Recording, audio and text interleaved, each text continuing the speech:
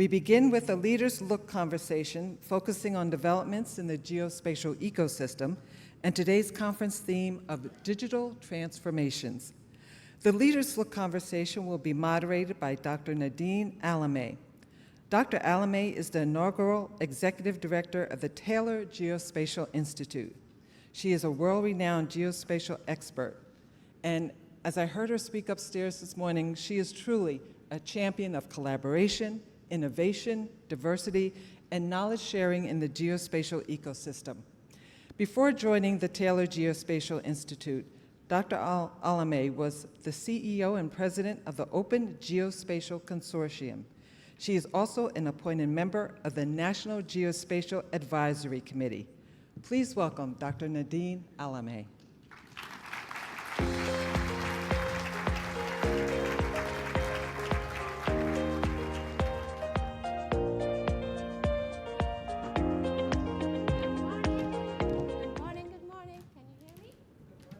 Yes, good morning, St. Louis. Now you can hear me.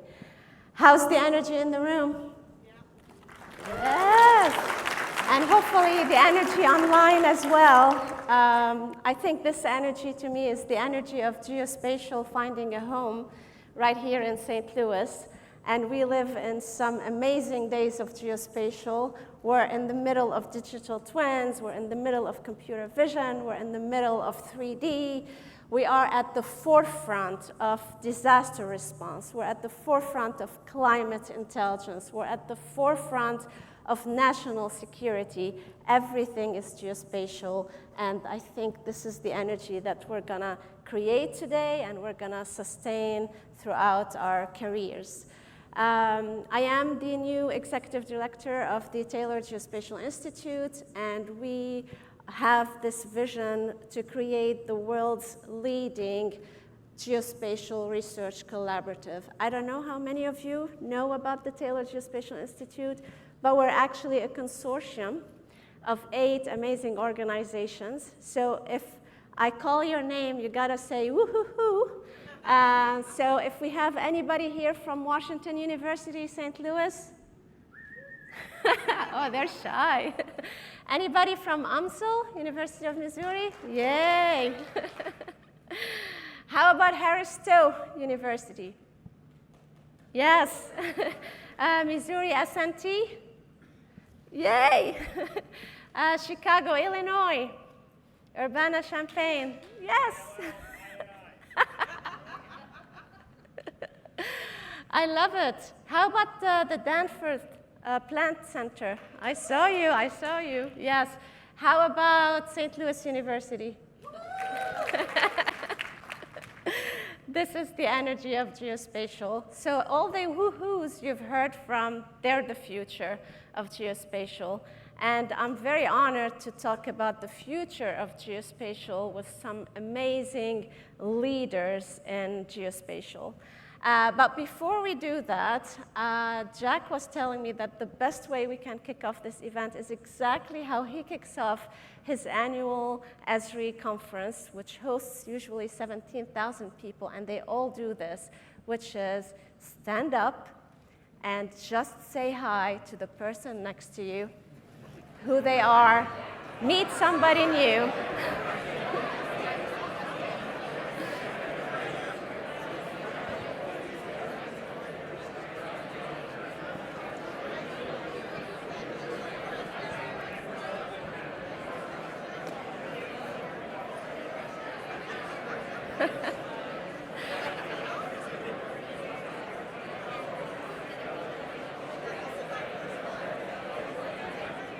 That's fantastic. That's really good.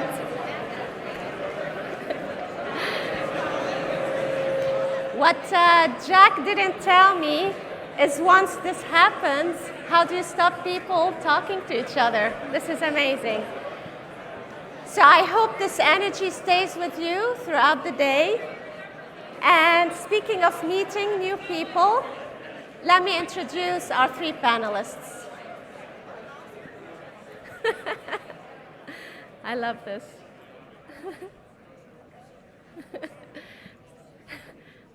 I'm very happy you're here. So yes, let me introduce our three leaders. They represent industry, academia, and government, all on the same stage for the very first time. So I want to introduce Mr. Jack Dangermond, the founder and president of Esri.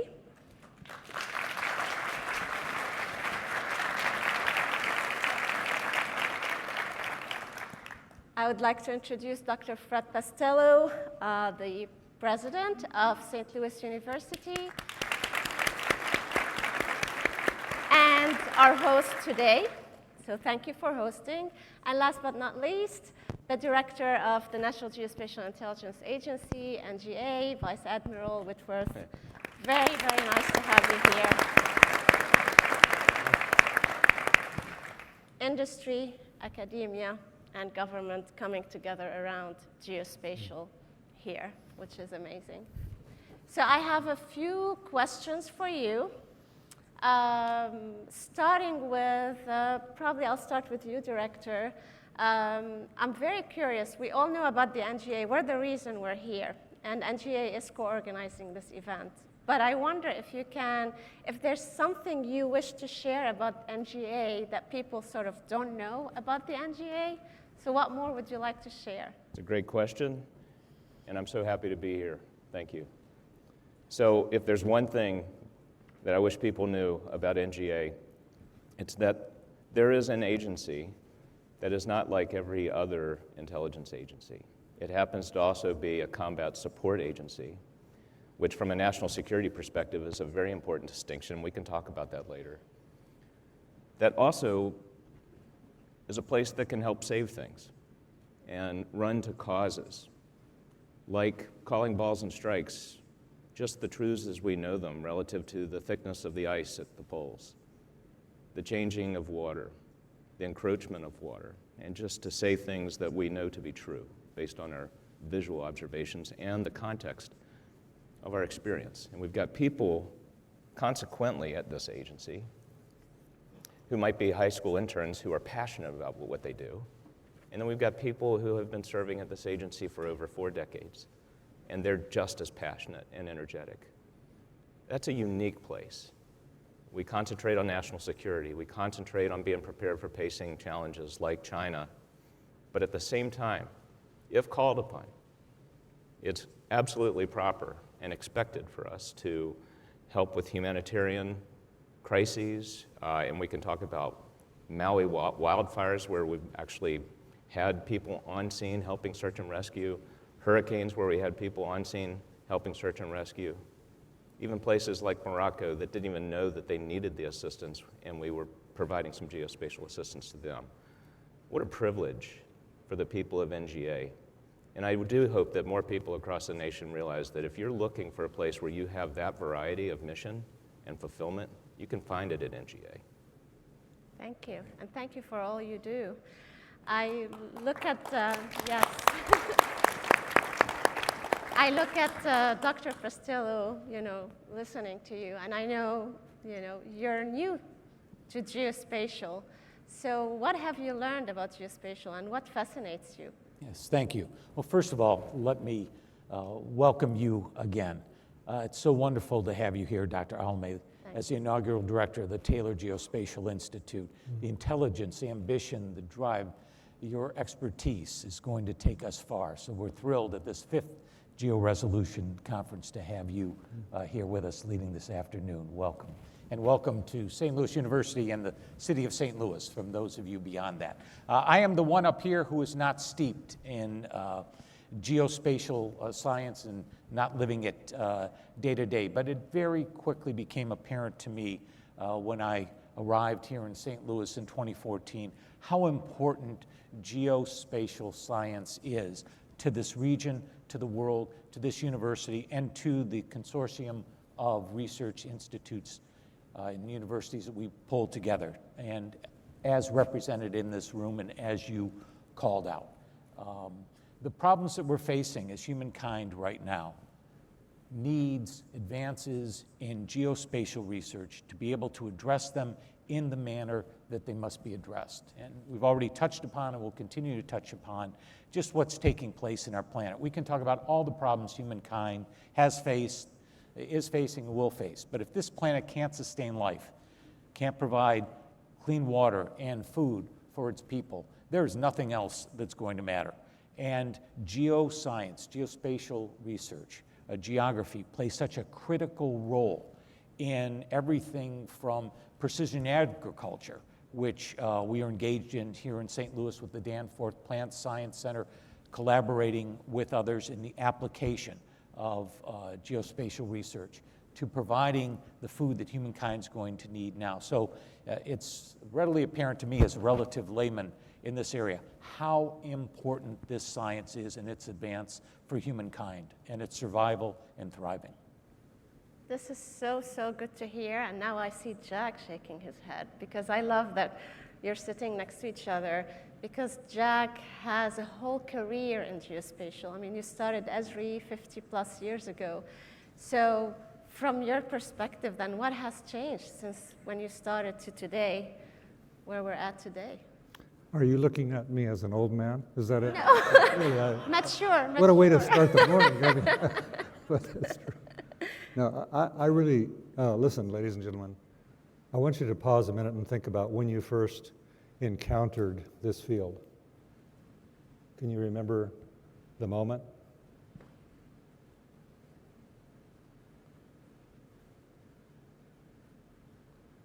Did you know right away that it was interesting? Some of you did, some of you didn't. It just showed up on your screen. This is a job, I've got to do it. But for me, I was really lucky in university. Those of you who are students here, I really encourage you to look at this. But for me, it was in a class in November in Boston. It was like the lights went on. Oh my God. And this was like 56 years ago. And I just was enthralled by it. At that time, we were working with mainframe computers. We had homemade software. We had to automate our own data. It was a mess in a way. But still, the vision of how you apply geographic science to actual applications so that the work that people did would be enriched by geographic knowledge, that thrilled me. So what hasn't changed is that thrill.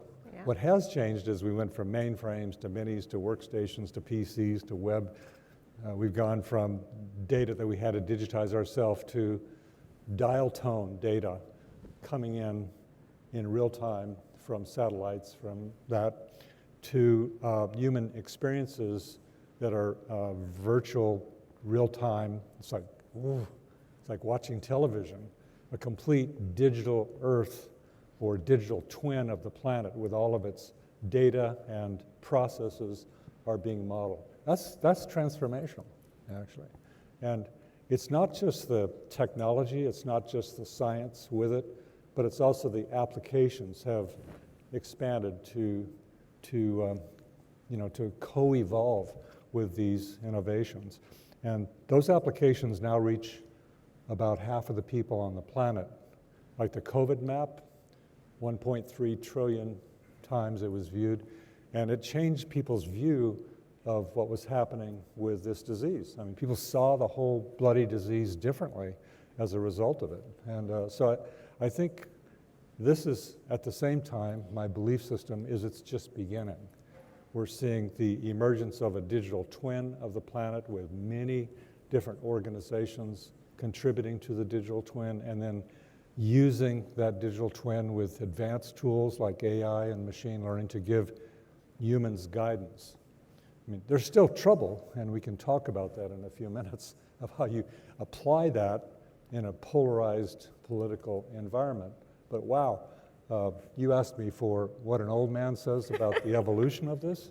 It's like from a stupid kid getting excited to watching this evolution. It's thrilling, actually. And yet it's still early days in building this nervous system of the planet. You know what I'm talking about, nervous systems, because you all have them. Yeah. You know, you see things, you cognate, and then you respond. You know what I'm saying? Don't you do that every day? Yeah.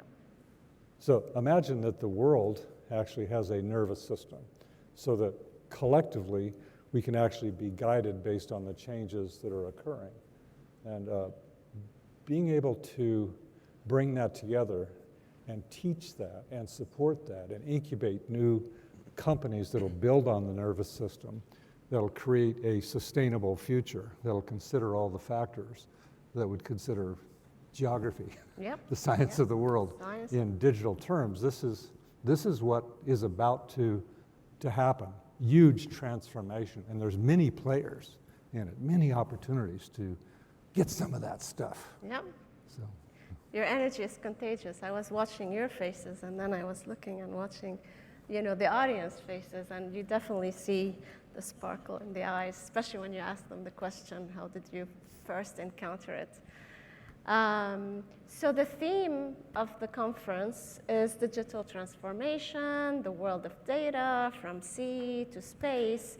So I'm wondering if we can share, especially with this audience and the rising leaders of the future, some of the initiatives that you're doing within your agency, your university, your company, and your ecosystem that's actually sort of making a difference. Maybe we can start with you, Director? That's a great question. I'd be remiss not to move towards something called Maven, which is an AI ML program that used to be a project. And this moves to the version of NGA that I alluded to before as a combat support agency. So we are immersed in combatant commands, probably an average of about 100 people or so per combatant command. And these are the commanders who have really important responsibilities for indications and warning, as well as preparedness and targeting. And the scale of that is daunting. But so is the necessity to be correct. In the course of this 34-year career, the hardest thing, I believe, in adhering to the laws of armed conflict, which broadly equate to humanity, necessity, proportionality, and distinction. We all, by our values as Americans, tend to know humanity, and we tend to know necessity, and we tend to know proportionality. Distinction's hard. The guarantee that we're correct, that we are distinguishing combatant from non-combatant, enemy from non-enemy.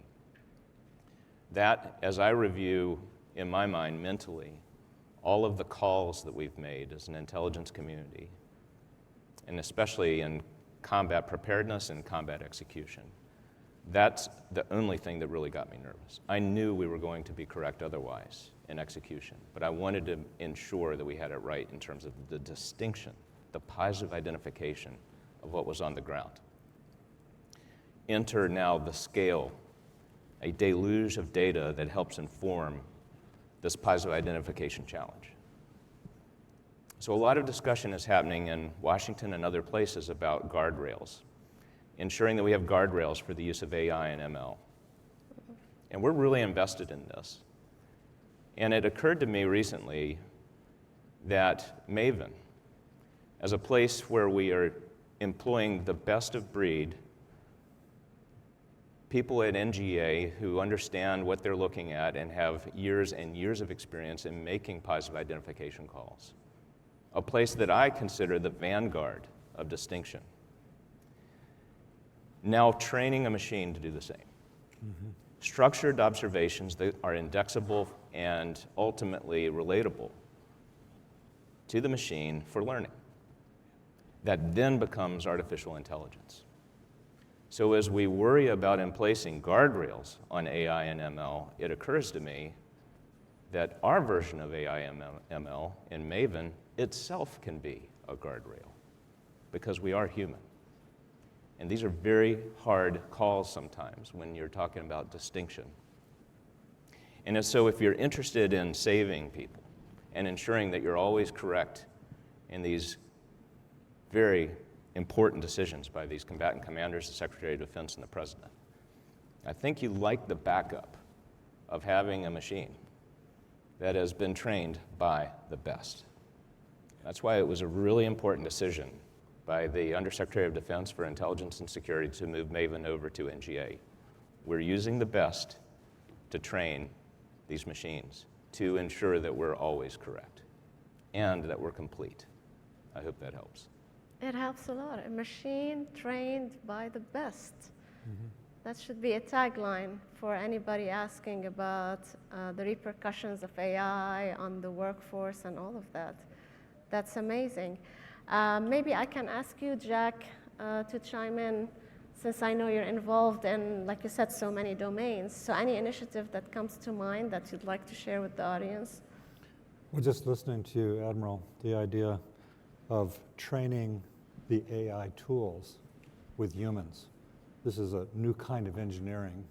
It's probably the most highly paid engineers today in the world, is people who train the AI technology, which has got to be guided by human experience, experience to experience. And yes, in my world, building the tools to support you and organizations like you at different, civilian, is my main job.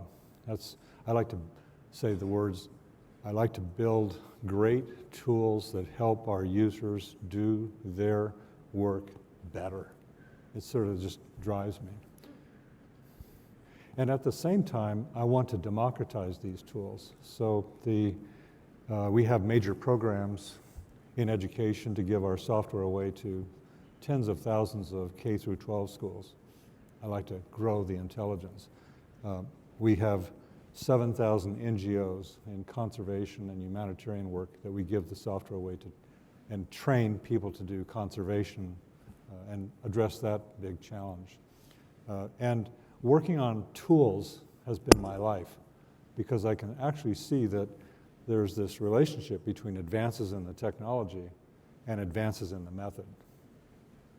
In science, you would relate to this, the idea that for every advance in technology, there's an advance in method which creates new understanding.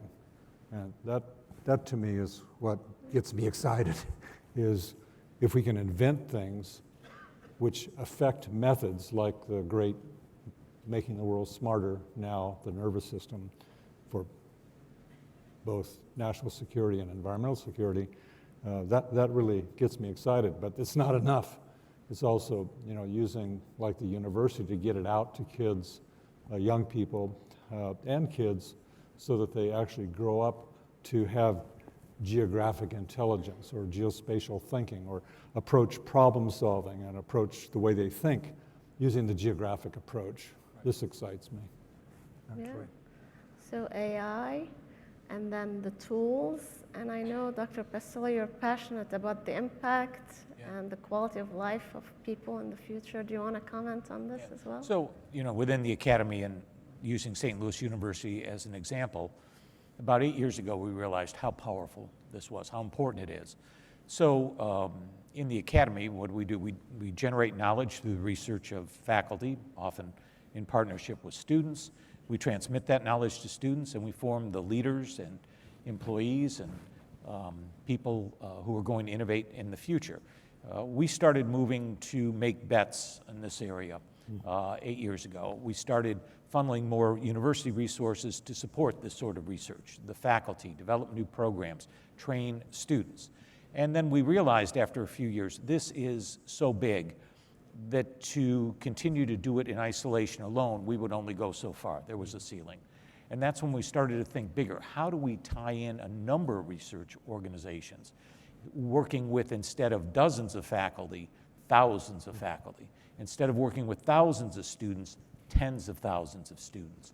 And so we started to create this vision, sponsored very generously by the Taylor family, but approached other organizations in the region, and they readily saw the vision, contributed to building a broader vision, came together to form this institute so that we can advance science, prepare leaders in this field at a rate that would have been impossible as a single organization. So much as AI is tying things together, we in the Academy are coming together around advancing this knowledge at an accelerating rate. That's very inspiring. So let me ask you to dig deeper So I'll start with you, Fred. What keeps you up at night then? Well, you always want more resources, right, to put toward this, because the things with which we are dealing are so serious. You know, on the defense side, I'm sure you would love to have more resources. As I said initially, we're a Catholic Jesuit university here. We come out of the Society of Jesus and their values and their mission to help humankind thrive, to walking with the most disadvantaged. And when we look at the world's social problems, being able to address them, to have the tools to address them, to minimize suffering and misery, and to prepare a world in which everybody can thrive. And it starts with the most basic things: food, water, security, shelter. Those are the things that I worry about, and what we're talking about here is fundamental to helping us address those problems. Yeah. Jack, what keeps you up at night? Well, seeing our users work tells me that our future is at a difficult stage. How so? Doesn't it make you guys nervous?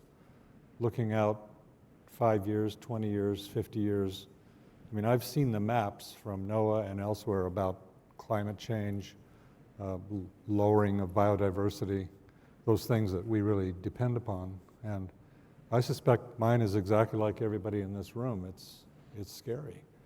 And, but I also notice that through the history of humans, especially in the last few hundred years, humans have tended to be successful. In some ways, that has spawned population growth, and you know, we've got hospital systems, we've got education systems, we have institutions, we have U.S. economies that were unheard of 100 years ago or 200 years ago, and this has, I'd just say, made us more successful. But unfortunately, the opposite sort of invisible thing that's happening is our very success is impacting so much of our possible future. It's not sustainable living the way we do now. And so what makes me nervous is we have the science, we have the technology, but we're not seeing this massive movement in leadership to take the understanding that we're now having and direct it to you know, massive direction, like what happened with Roosevelt when the Axis powers were attacking us. I mean, President Roosevelt got Ford Motor to start mobilizing, and took their whole company and made trucks and Jeeps and tanks. And Kaiser, he got directed to, okay, build a steel, and the whole bloody country was in on it. And he got every individual, he got every company, he got these major forces going. And yet we don't see, at this particular point, that same kind of mobilization. With world leaders, we're still, in this country, as evidenced in what's going on this week, the right, the left, they can't, you know, they're polarized. So in the situation where we have a questionable future that we actually have the science to show, we're still struggling. And okay, Yeah. I'm all in. I'm wanting to do everything I possibly can, as I'm sure everybody here in the room is. But yet we're unable to do that big event, you know, the bringing together of all of us to realize, because we do understand it, don't we? I mean, it's right in our face, yet to the Admiral's point, you know, the information is still being argued about. We do have the science, and it's credible science. You know, how we make that happen. Okay, with COVID, we saw, as I mentioned, the COVID maps changed the worldview. We saw it as a contagion for what it was. So the very technologies that we're dealing with have the hope and the promise, I think, to wake everybody up and bring consensus and bring collaboration and move. But that's what keeps me up awake at night. I'm sure the Admiral has exactly the same notions and ambitions. I could say ditto to so many things that have already been said. I could also say the pacing challenge of China. I could say ensuring that Ukrainians are empowered with geospatial support that allows them to defend their own country.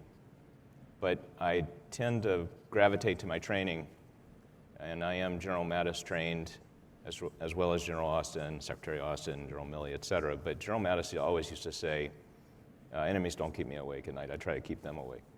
I like. So it's a truthful statement. I don't typically have adversaries or enemies keep me awake.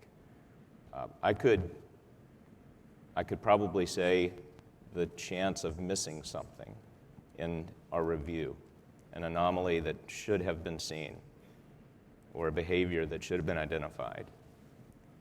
But I'm confident in our people, and I'm confident in our processes, and with enabling technologies like we just talked about with Maven, I'm really confident in our future.